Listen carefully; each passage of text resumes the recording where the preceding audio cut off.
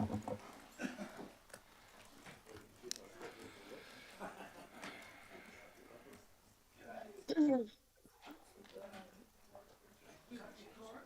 think we have, yes.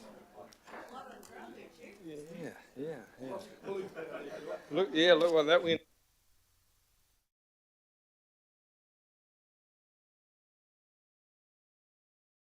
All right, good morning, everyone. Talofa lava, bonjour, in the spirit of the Paris Olympics. Able to, able to use my school C French, the three pieces of vocab that I've remembered. Welcome to the August 8th meeting of the Transport and Infrastructure Committee.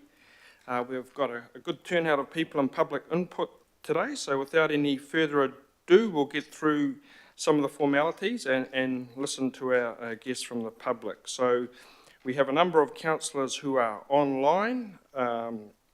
Councillors Dalton, Sayers, Leone, Fully, Williamson, Stewart and Newman. Is there any others there that I happen to have missed?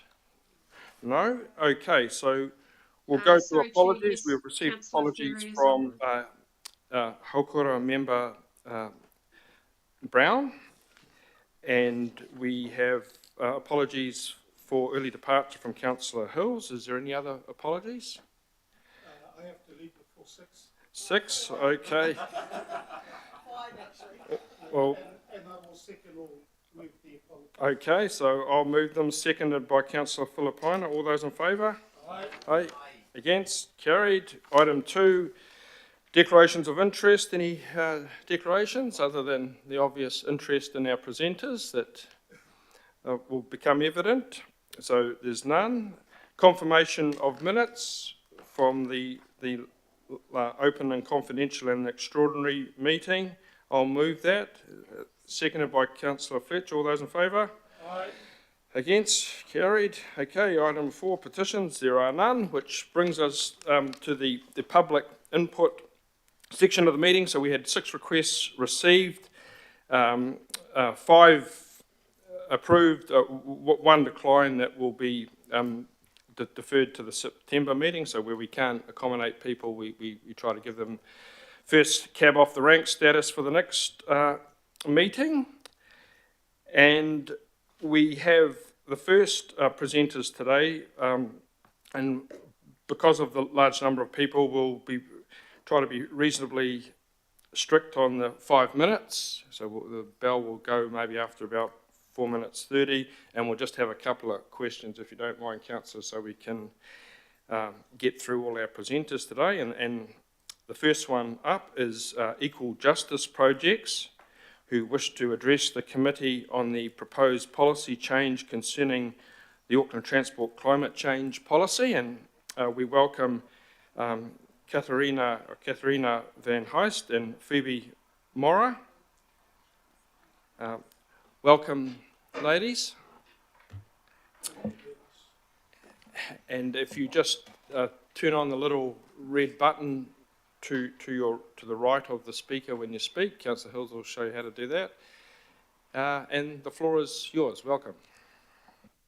Hi everyone, my name's Phoebe Mora and this is Katharina Van Heist. We're presenting on behalf of the Equal Justice Project, which is a student-led organisation at the University of Auckland.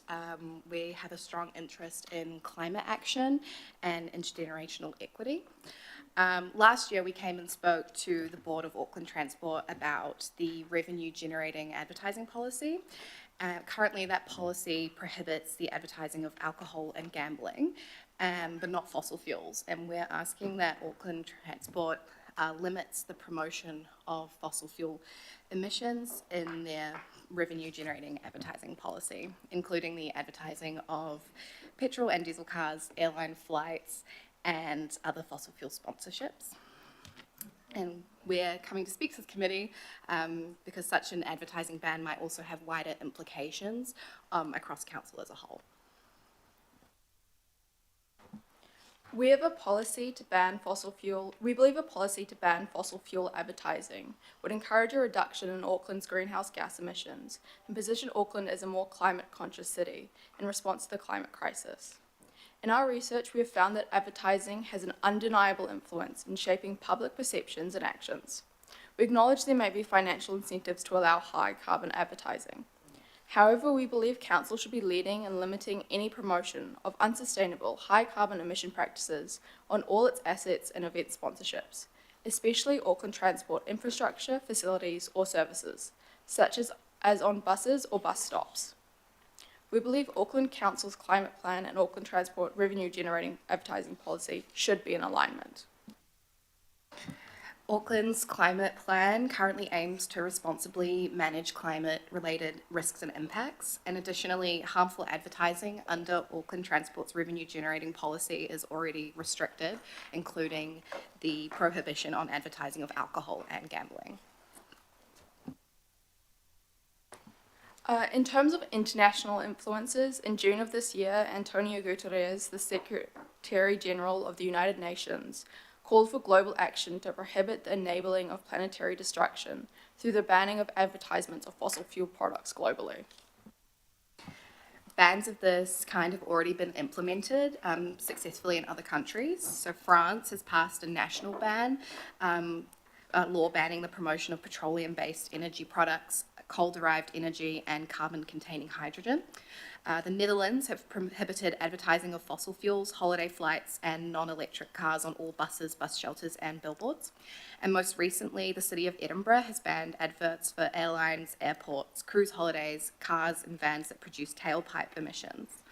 It also targets zero emissions SUVs, petrol, diesel and fossil fuel companies, including their sub-brands and lobbyists. And the ban covers all council-owned assets and event sponsorships. Edinburgh has done this to support the declaration of a climate emergency. In summary, the Equal Justice Project is asking for Auckland Council to follow the lead of the City of Edinburgh to also prohibit fossil fuel advertising. The Equal Justice Project would welcome working with Auckland Council on achieving this. Thank you for your time. Well, and thank you very much for your presentation there, particularly the reference to the good city of Edinburgh. The Scots seem to be world leaders in climate change adaptation and particularly their council. So we've got a couple of quick questions here for you, if you don't mind, and they'll be from Councillor Henderson and Councillor Simpson.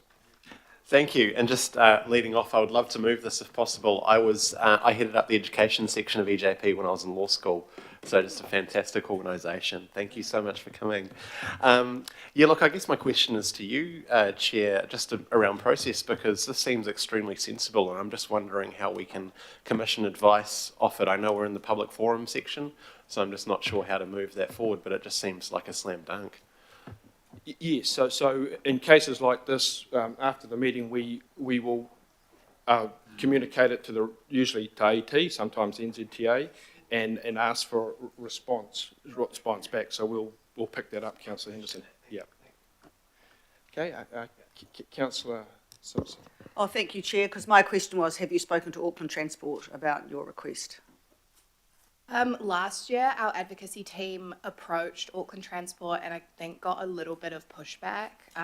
It's been a lot of go talk to these people, go talk to these people. So we're coming here to kind of get support in that sphere. Right, thanks. We'll follow up in the relevant item. Okay, it's been moved by Councillor Henderson.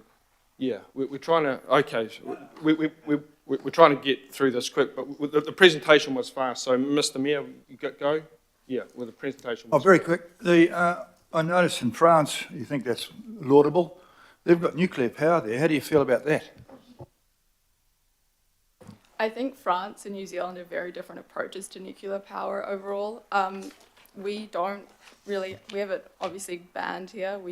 I think we have different sustainable options in New Zealand in terms of energy sources.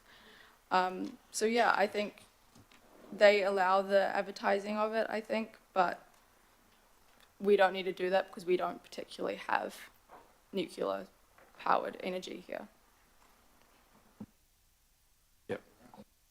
All right, so thank you both very much for coming along, Katerina and Phoebe, and we will take that up with Auckland Transport. Indeed, some of their senior personnel are here now and have heard your presentation, so we'll follow it up and get back to you with the response. Moved by Councillor Henderson, seconded by Councillor Fletcher. All those in favour? Carried. Thank you again. Our next presenters today are from Devonport Heritage. Welcome to the front. I think it's Trish Deans and I think it's Margot that's accompanying, and they will be addressing the committee today regarding the importance of undertaking meaningful engagement with the community with a focus on the Devonport parking strategy. One of the delegated roles of this committee is to do with monitoring the manner in which AT engages with our communities, so that should be reasonably apt timing in that respect. Welcome, Trish. Good morning. Thank you very much for allowing us to speak today. I'm Margot McRae, this is Trish Deans. So we're not going to speak about our submission or on our submission, but we are wanting to raise with you some questions about the consultation process that's been used by AT and the data used to identify that there is a parking problem in Devonport. We'd like the committee to ask the following questions of AT. What is the exact nature of the parking problem that AT is trying to solve with its parking proposal for Devonport? Were residents and businesses first surveyed as to whether there is an actual problem in Devonport? We've heard that the identification of the problem was based on 13 complaints to council about parking. We'd like to know whether this was one person complaining 13 times or 13 people, and over what period. I'll hand over to Trish to turn that off. Yep. Okay. So what we're concerned about is AT's data, how they used it and how they decided there was a problem and therefore get to the proposed solutions. We don't believe AT carried out a thorough analysis of the parking situation in Devonport and that its proposed solutions will therefore not work. The information from AT shows it counted vehicles coming into Devonport over 3 days in March. It states 1,178 cars were from outside the area. It doesn't state if this period that they measured was over 3 days in total, or the 1,100 was the total of 1 day. So they're really not clear on their information. The data included a Saturday where congestion on Lake Road is extremely high and is not related to commuters. So why include the Saturday data? Because this survey focuses on commuter transport. On the slimmest evidence from only 3 days survey, AT is proposing a significant change to parking that will have wide implications on Devonport. Car movements in Devonport are complex, and we ask, is a 3-day survey sufficient to understand the traffic movements and come up with a workable solution? We are concerned AT has decided that ferry commuters are the main contributor to the waterfront parking. The survey is shaped to answer that question, but 2,500 people work at the Navy base and at the dry dock. And what consideration is AT given to the parking to meet their parking needs? And whether or not those parking needs can be addressed by the Navy, and what public transport services are available to the Navy. They're early shift workers, and it often relates to their own sailings as to how they use the parking. AT states that 58% of cars are travelling from Takapuna or beyond, well into Milford and Forest Hill. We ask what investigations have been done to increase the sailings of the Bayswater ferry to attract commuters there. That is another option. If the aim is to get more people onto the public transport, does AT propose to increase bus services from Takapuna and the Bays? We have an 8:05 bus service that doesn't operate until 9:15 in the morning. It doesn't help commuters. Has AT considered that applying parking changes and charges on some streets will only push that all-day parking out into other areas of Devonport? Mostly you can walk to the ferry wherever in 10 or 15 minutes. Does AT fully... I'll stop there, sorry. And I just wanted to argue, our retail sector relies on that Navy too, so there's another implication there. Thank you. So question three is, does AT fully understand the implications and the importance of Devonport being a special character area? Under the Auckland Unitary Plan, it is required, AT is required to take into account the adverse effects of infrastructure, and we've got a little bit here from Unitary Plan E26. It's required the development, that they take into account any adverse effects in the development of infrastructure, and as you see for C, amenity values of the streetscape and adjoining properties has to be taken into account, and E, values for which a site has been scheduled and incorporated in an overlay. This section clearly directs any infrastructure changes to consider the effects on the streetscape of a special character area. And we want to know, and we would like you to ask, if AT has actually really demonstrated that it has taken that into account, because we believe from its proposal that it hasn't really taken that into account. That's us. Thank you. Thank you, Trish. Margo, right on the button there. So I'll open up for a couple of questions of clarification. Councillor Fletcher. While those questions are important for us in terms of the role and responsibility we have for oversight in that regard, could you give me to better understand, is your concern based on the economic sustainability of Devonport? What is driving you to come and make this submission to us today? I think the answer is basically the effects on the heritage qualities of a streetscape of the waterfront is the first.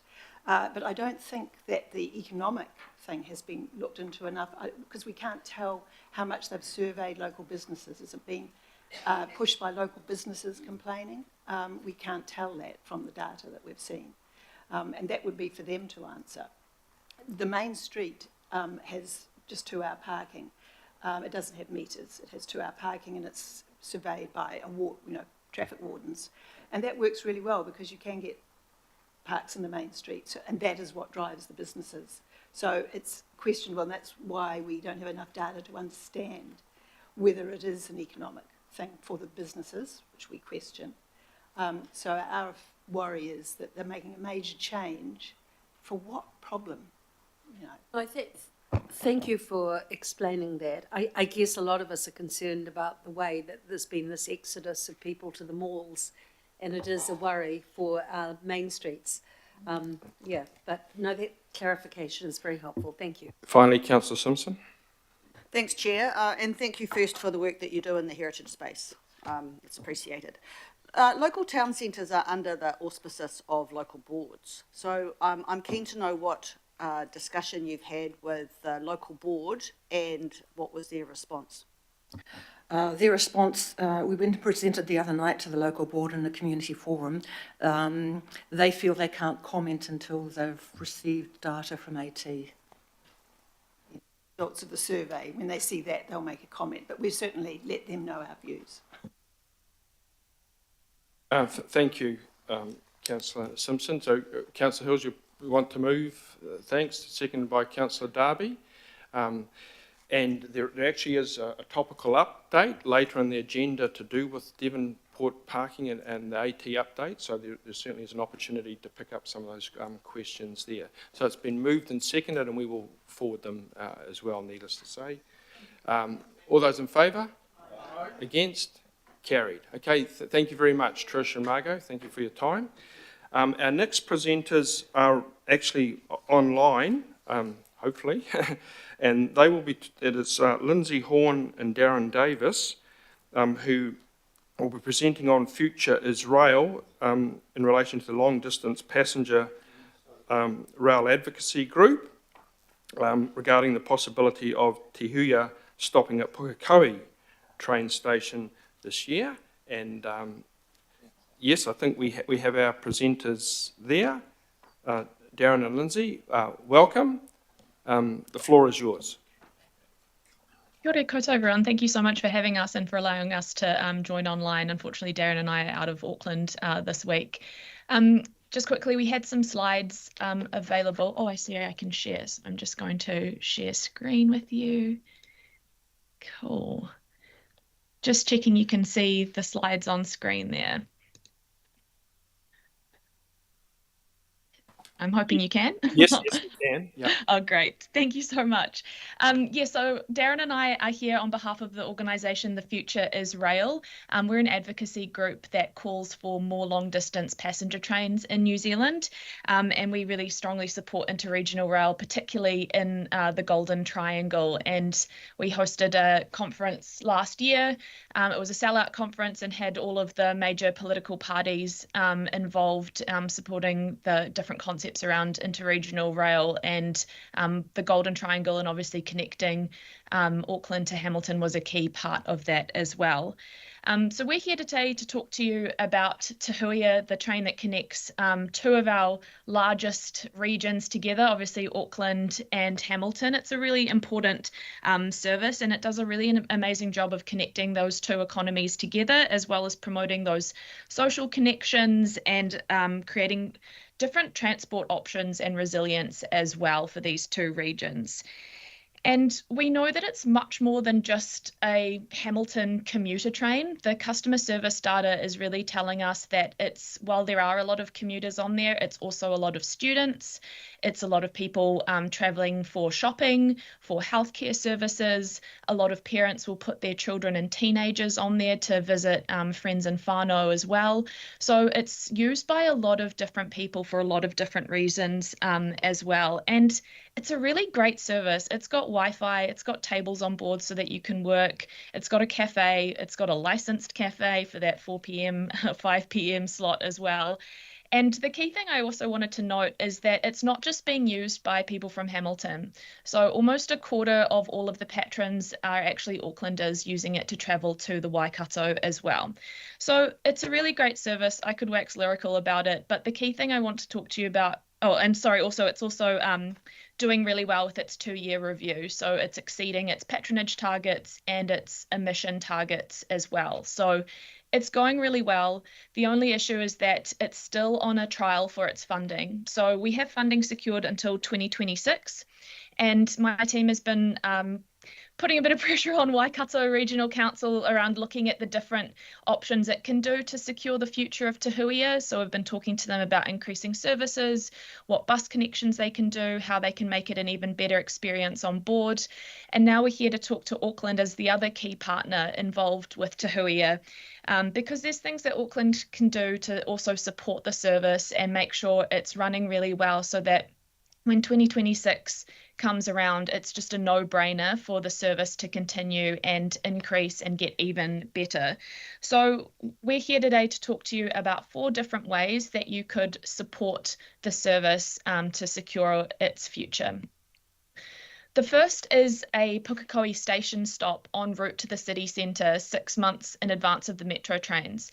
So the Pukekohe station is due to have metro trains stopping and collecting Pukekohe residents next year, but we know that it's already ready for trains now. So we're asking you to consider supporting Franklin Local Board and Auckland Transport with Waikato Regional Council to help Christmas come early for the Pukekohe residents and enable a station stop at Pukekohe to then travel back through into the city and deliver residents to the Strand station there as well.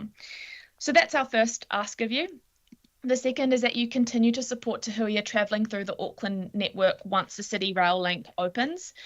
We know obviously with City Rail Link opening next year that there's going to be huge changes in schedule and scheduling to the network, and we ask that you please continue to support Te Huia travelling through the network, especially if we're looking at increased services of Te Huia, including a Sunday return service as well. We also ask that you enable people to catch the service within the Auckland region. So for example, as we mentioned, boarding at Pukekohe, at Puhonui, but also thinking about the future Drury stations as well. We know that those people that are traveling from those outer suburbs, where it is actually a really long distance to travel, we're talking about over half an hour, that having a service that has Wi-Fi and tables and a cafe on board makes a huge difference. And we see this working really well with the Capital Connection. It travels interregionally but stops at Waikanai within the Wellington region and collects passengers there. And Darren, who's been doing work in Australia, sees that the interregional trains will also stop in the metro network within Australia as well, and provides a really good service for its residents within the metro network as well. And just lastly, supporting the bus services and amenities at the Strand station. It's currently a 20-minute walk from the Strand to the university and the city centre. So we also ask you to consider putting on a bus service that supports the residents there. Those are our asks to the committee, and we just want to thank you for your time and consideration, and also thank you for changing the terminating stop from Papakura to the Strand. It's made a huge difference to the service, so we thank you for the work you've already done in this space. Right, thanks very much, Lindsay and Darren. We'll open up for questions now on a number of those requests, which seem to make inherent sense as far as I can see in terms of growing the market and making the most of our rail network. So do we have any quick questions? Yes, Councillor Williamson online. Yeah, look, thanks for your presentation. I'm always concerned about presentations which tell you how many people are using it but don't add the extra bit, and that is how much is it costing. Can you tell me what percentage of the operational cost of the Te Huia is actually paid for out of the fare box, that is from the actual people using it? What percentage of the total cost do they pay? I don't have that data on me, Darren. Is that something you want to speak to? Otherwise, we can always get that information to you after this presentation. I can comment on that. I'm sure Waikato Regional Council acknowledge that it's not a very high fare box recovery rate at the moment. And noting that it's actually not that much lower than what Auckland's achieving on public transport at the moment as the network recovers from the impacts of the pandemic. Waikato Regional Council's package of measures, which do require some support from Auckland, is aiming to get that figure closer to 40%. Fare box recovery. So I think it's sitting. Don't totally quote me on this, but I think it's around 12-13% at the moment, which acknowledges quite a low fare box recovery. Yeah, I mean, anything looks very attractive if it's very cheap to the user to use. I would use things that were a lot cheaper than what it normally costs to operate. That's my concern. Councillor Lee. Yes, thank you, Lindsay, and nice to see you again, Darren. I first began working on transport matters with Darren many years ago. In terms of Te Huia and further to the question from Councillor Williamson, in terms of improving the offering to passengers or potential passengers, and public preferences seem to be the very last thing that conventional planners look at when it comes to public transport. I'm not saying it is in this case, but have you given some thought to the importance of Britomart post the City Rail Link as the Auckland terminal for Te Huia? Because it would seem that is a much more attractive and more convenient option for travellers, including people wanting to access hotels. Perhaps I can comment on that. At the moment, my understanding that Britomart is an electric-only station, and that it no longer supports diesel train operation. But one of the activities that I understand Waikato's interested in doing is leveraging off the Lower North Island hybrid train order. And if the hybrid trains that the Waikato Regional Council would require for Te Huia were both were battery electric, they could run basically on electricity within the Auckland urban network, and therefore be able to access Britomart, noting that Britomart station will have 2 through platforms with City Rail link, and will have two platforms, terminating platforms, which, as far as I know, there's no actual planned use for. So it would seem ideal for Tahuia to go into Britomart, and if it's a hybrid train operation, from a technical point of view, I couldn't see any reason why that shouldn't be the case. I'll just follow up. Of course, you would well know, Darren, that Britomart was designed as a full diesel station, underground diesel station, indeed. So that's encouraging to know that you consider that Britomart would be important as improving the current offering for interregional trains and trains from Wellington to Auckland. Thank you. Lee, you would like to move the thanks to our presenters? Happy to move. Seconded by Councillor Fletcher. All those in favour? Against? Carried. Thank you very much, Lindsay and Darren. That was a very informative presentation, and we'll be following up on those questions. Thank you. Thank you. Thanks so much. Okay, next presenter in public input is Graham East. Welcome, Graham, and Graham will address the committee regarding the Dominion Road, New North Road intersection proposal and its opportunities. So once you've settled there, Graham, you've got 5 minutes, and you know the procedure.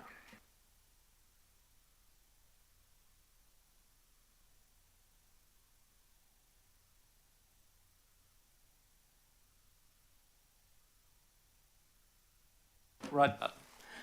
Okay, the first slide is the starting point.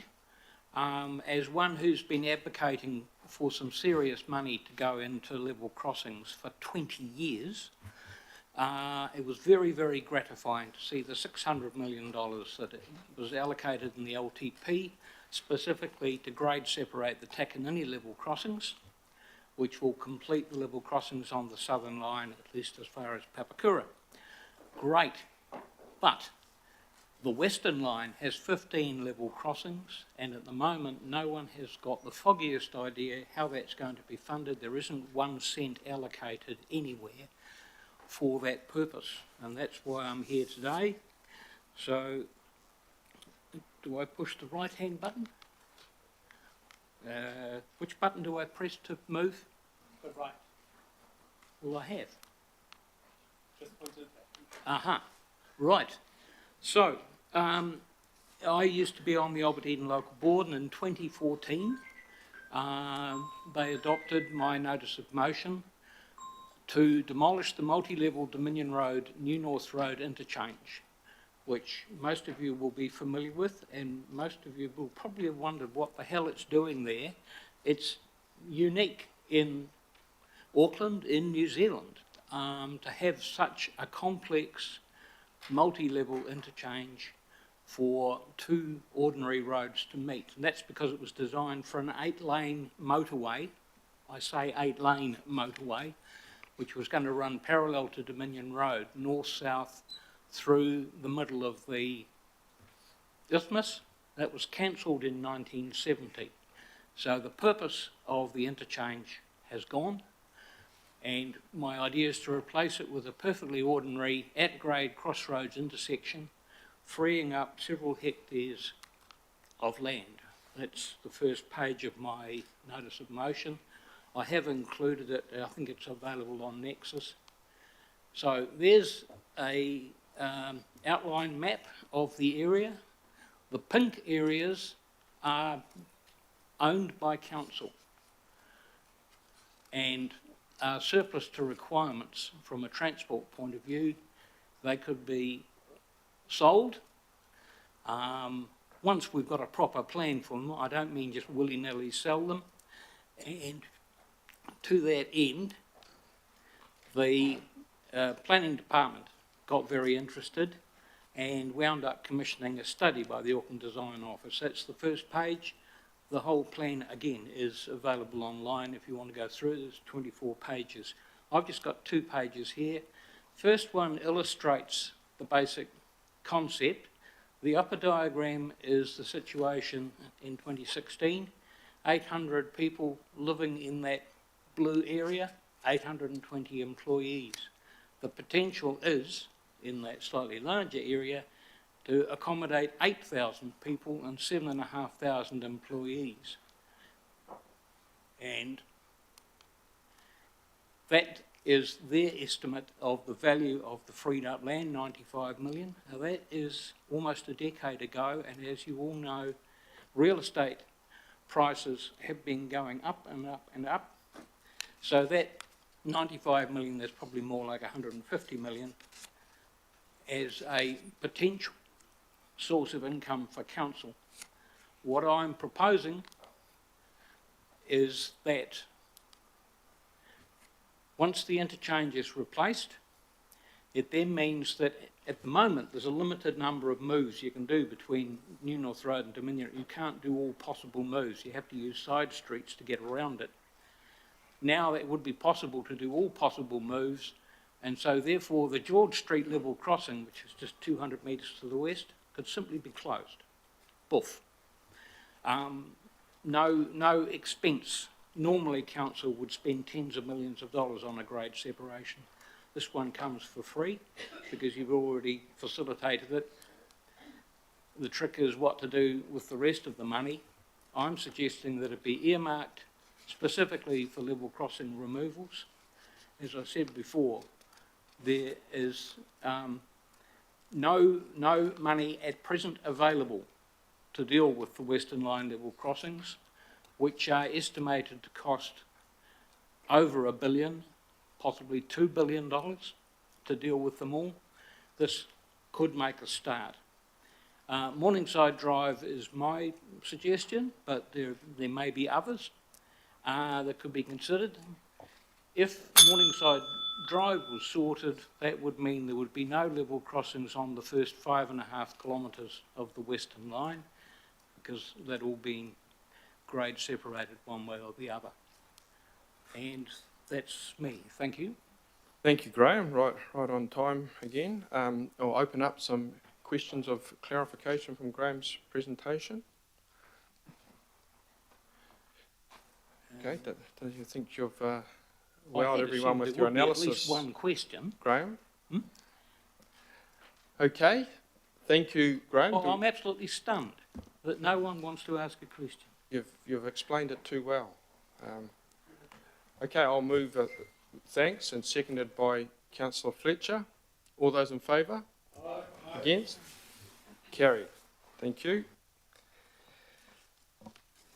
Okay, final presentation and public input today comes from the Mount Eden Village Business Association, and the chair of the Mount Eden Village Business Association will address the committee regarding the Outer Link bus service, and I think it's welcome, Francis. How do I turn it on? Oh, it's on there. Oh, it's on there. Okay, thank you very much. Thank you for the opportunity to speak. My name is Frances Liu. I'm the chair of the Mount Eden Village Business Association. I have worked in the past as a researcher for one of the world's largest investment banks for 20 years, and now own a shop which has a bus stop right outside. Half of my staff use the Outer Link. One of them uses it 4 days a week. The other part-timer uses it 7 days a week for university and for work. I've also consulted with Murray Campbell from Baseline Consultancy. The Outer Link, as you know, is Auckland's 4th most popular bus route, but in central Auckland, it is the most popular bus route, with more than 1 million boardings in the first half of this year. That's a daily average of 5,500 boardings or more. It operates daily from 6 a.m. until midnight. Auckland Transport is proposing to shorten the Outer Link. It's tried this a couple of times in the past, but we now find that they're well advanced in terms of their planning and investment to shorten the Outer Link by dropping the southern section, which includes Mount Eden. The rationale for this is they say that the Outer Link is subject to bunching and it's an unreliable bus service, and it does present complaints, data and negative feedback to support this argument. They also say that in June of this year, the service had a customer satisfaction score which was roughly 15% lower than other routes and worsening. I have not found data that is consistent with this statement. I examined the punctuality data in the monthly bus performance report for the first 6 months of 2024. The Outerlink did struggle with punctuality in both February and March, but so did about 10 of Central Auckland's other bus routes. But in the months of April, May and June, the Outerlink's punctuality rates rebounded to 80 to 90%. And in the month of June, when Auckland Transport states that customer satisfaction scores were low and worsening, the punctuality score for the Outerlink improved to 89.7%, its best monthly score for the year so far, around the median score for Central Auckland's bus routes and lying in the top half of all of Auckland Transport's bus routes. This punctuality is consistent with the anecdotal feedback that I'm receiving from my staff and customers. They have no concerns about its functioning or punctuality, but there is considerable concern about the proposed changes to a much-loved bus route. It can also be said that there has been inadequate consultation on this proposed change to the Outerlink service. The Albert Eden Local Board has been informed, but I think it's fair to say that the current 8 local board members were not aware of the degree of local opposition to Auckland Transport's previous proposals in the past. Moreover, the users of the Outerlink, many of them are school children, tertiary students, elderly and migrants. They are not aware of the proposed changes, and nor were they aware of the regional public transport plan. However, you can see that the users of the Outerlink are supporting it with their patronage on a daily basis, with more than 5,500 daily boardings on average. The worst thing about this proposal is that it is fundamentally flawed. Currently, it is true that some people are being affected by the lack of punctuality some of the time. But if Auckland Transport proceeds with its proposals, we know that 44% of current users will definitely be impacted all of the time. That's 2,420 people a day, and of these, at least 34%, or 1,870 of them, will be worse off after the changes, these being the people that have to make 1 or 2 transfers twice every day. So the proposed changes will make the overall bus customer satisfaction worse, not better.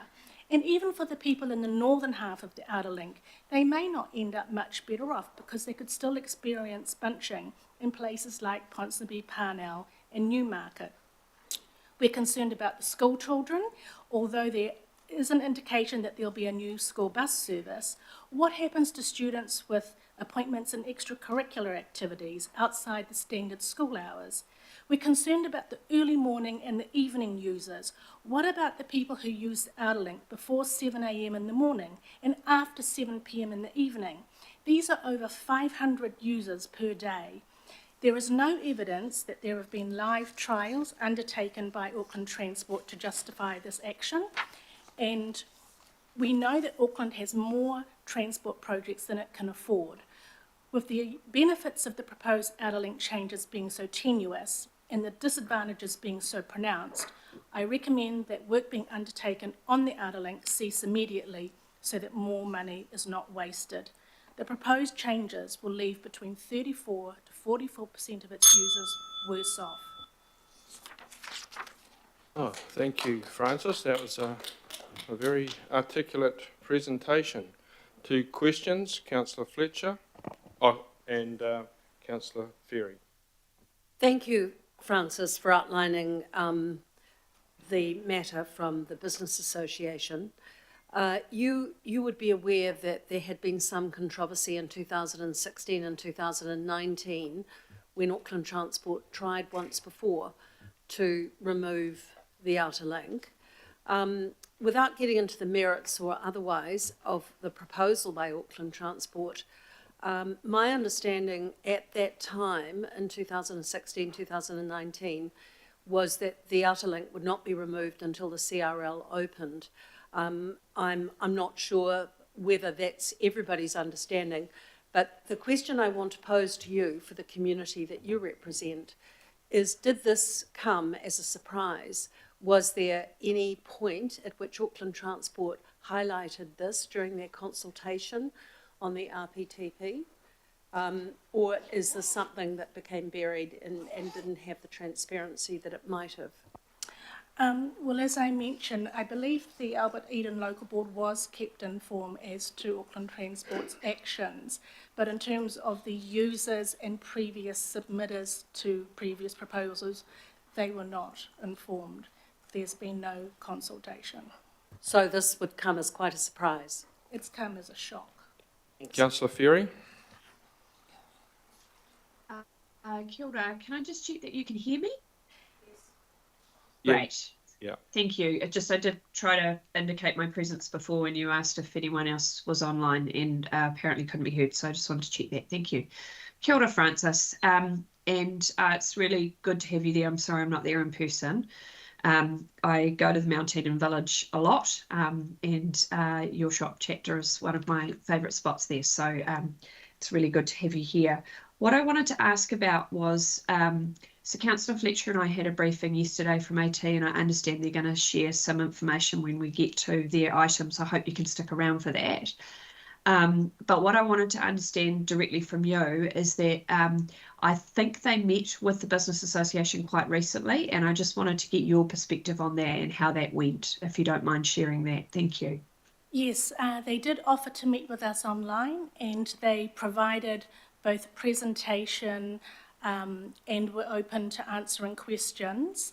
However, having gone through the presentation, I do have serious reservations about the quality of the data. Okay, I think hopefully, I imagine they're either there now or watching, and hopefully they'll be able to speak to that when we get to that item, because I think both Councillor Fletcher and I will probably have some questions to them that hopefully will be able to expand things a bit more. Can I just also ask, you talked about the outer link. I wondered if you had any views on the changes proposed to the 64, which are in part about mitigating the outer link changes. So for those who aren't familiar, in particular, 64 will now potentially go all the way to St Luke's as opposed to stopping at Kingsland. So did you have any particular views on that? Yes, so the 64 bus is a rail replacement bus at present. It is operating in lieu of the Mount Eden train station or Mongawhau train station. So while it's been closed, the 64 bus is operated on a basis of being free or a 1 cent fare, so that people can still make that connection with the train station being closed. It has been in operation for 4 years, but the figures are very misleading, because the people that are boarding it because the train's not available and the fare is 1 cent or nothing. And I didn't have time to talk about some of my recommendations other than the one I made, but if Auckland Transport is concerned about bus services in particular parts of Auckland, we would be quite happy once the Mongawhau train station reopens for that bus route to disappear and those resources allocated to it be used in other ways, rather than blow up a wonderful bus service which is servicing central Auckland. Okay, thank you, Francis. Thank you. Moved by Councillor Fletcher, seconded by Councillor Ferry. And we've taken note of that, and there will be an opportunity to follow up that later on with AT update. So that will occur, Francis, and I invite you to stay around if you're able to. All those in favour? Against? Carried. So thank you to all our presenters and public input today. As per usual, some very worthwhile presentations, and Mara has been busily capturing